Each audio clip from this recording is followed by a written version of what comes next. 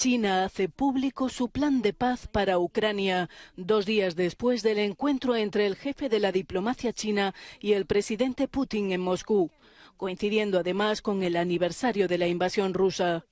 Los 12 puntos del plan que han sido enumerados por el portavoz del Ministerio de Exteriores chino reflejan la ambigüedad que Pekín ha mantenido al respecto desde el estallido de la guerra. Apoya la soberanía de Ucrania, pero considera legítimas las preocupaciones de Rusia en materia de seguridad. Además, en ningún momento habla de agresor y agredido. China pide el cese de las hostilidades y solicita a las partes que se sienten inmediatamente a negociar. También advierte contra el uso de armas nucleares. Ucrania considera positiva la medida de China, pero duda de su supuesta neutralidad. China should do everything in its power to stop the war and restore peace in Ukraine and urge Russia to withdraw its troops. And then, in my opinion, if it is neutrality, then China should talk to both sides, Russia and Ukraine.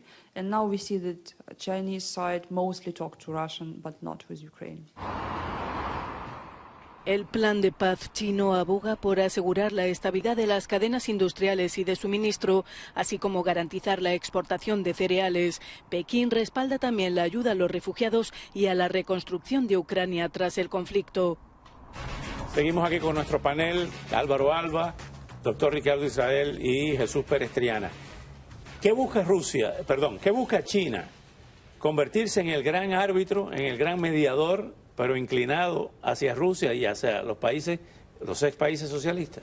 Bueno, China siempre ha sido, sobre todo en estos últimos años, un aliado estratégico de Rusia en el campo internacional. Es uno de los dos que integran el BRIC, donde está Brasil, está la India, está Sudáfrica, Rusia, China, y también, aunque no es aquella hermandad entre Mao Zedong y Joseph Vissarionovich en la época de los dos países comunistas, y todavía... No, y ahí estuvo la cuña de Henry Kissinger y de Richard Nixon de separar a Brezhnev de Mao. De Mao y de crear entonces gran cisma entre sino-soviéticos, que llegaron a una confrontación bélica a finales de la década de los 60, pero hoy en día Pekín quiere quizás tener el papel que tuvo una Unión Soviética frente a Occidente en un momento, una correlación de fuerza donde ellos sean los árbitros y Rusia quizás desplazada. Es cierto que los chinos ven por encima del hombro a los rusos, y los rusos conocen muy bien de la amenaza de los chinos en una frontera que es tan extensa que ellos no controlan totalmente, y toda esa Siberia que linda con China está bajo una influencia china que espanta al Kremlin. O sea, el Kremlin está muy lejos de la frontera con China, y los chinos que están allí tienen un control del mercado, de las relaciones, del paso, y ellos son los que controlan esa zona, y que a los rusos les inquieta y le llaman la peste amarilla. Doctor Israel, su opinión de esto. La Unión Europea le pidió a China que defienda la Carta de las Naciones Unidas y la resolución. Evidentemente China no se ha pronunciado claramente sobre esto, pero Medvedev da unas declaraciones preocupantes. Dice: Rusia ganará a Ucrania, aunque tenga que llegar hasta Polonia, lo cual quiere decir que la aprensión de Polonia, de Moldavia, de los países bálticos, tienen razón. Sí, no, por supuesto. Y China con esto lo que hace es actuar quizás por primera vez como un verdadero superpoder mundial, y lo que está proponiendo es una nueva arquitectura internacional. ¿Por qué? Porque los europeos tienen la razón al rechazar, al igual que Estados Unidos, porque si se hace todo lo de los 12 pasos, no hubiera habido guerra. Simplemente estaba la ley internacional. Pero ¿qué hay hoy día? Y lo más interesante son las declaraciones del portavoz y sobre todo el documento que lo acompaña. Mire, textualmente, una arquitectura de seguridad equilibrada en el continente euroasiático.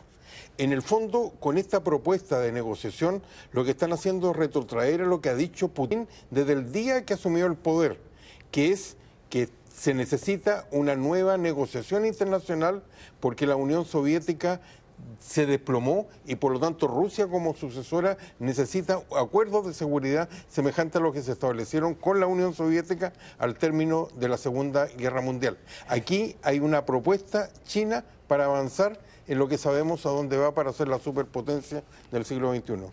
Jesús Pérez Triana, ¿qué explicación se está dando en España al viaje del presidente del gobierno español, Pedro Sánchez, a Kiev, horas después de que llegó la primera ministra de Italia? ¿Cómo se interpreta esto en España? Bueno, pues este ha sido el segundo viaje del presidente del gobierno, Pedro Sánchez.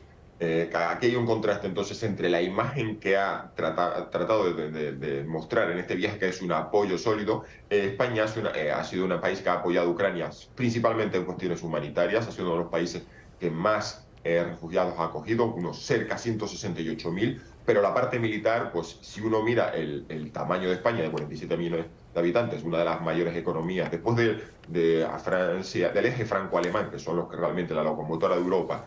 Luego tenemos a Italia y luego vendría España. Bueno, pues en vez de estar arriba en la lista de países donantes en las cuestiones militares, España, pues no, es decir, en términos relativos a su riqueza y a su tamaño, no ha sido un donante muy generoso en temas en cuestiones militares. Entonces eso tiene mucho que ver con la proyección de la imagen internacional de nuestro presidente, que ya está pensando en algún puesto en algún organismo internacional. Se sabe sus ambiciones, que quiere que las próximas elecciones tienen muy pocas posibilidades de ser reelegido. Entonces esto tiene más que ver con la cuestión de imagen y proyección internacional de Pedro Sánchez. Se hablaba de la presidencia de la Internacional Socialista, algún cargo en Secretaría General de la OTAN o de la Unión Europea, mientras que en lo que es lo material, lo tangible de, bueno, ¿y cuánta ayuda militar va para allá? Pues poquita.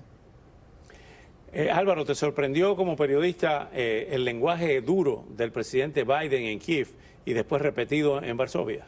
Mira, era de esperar.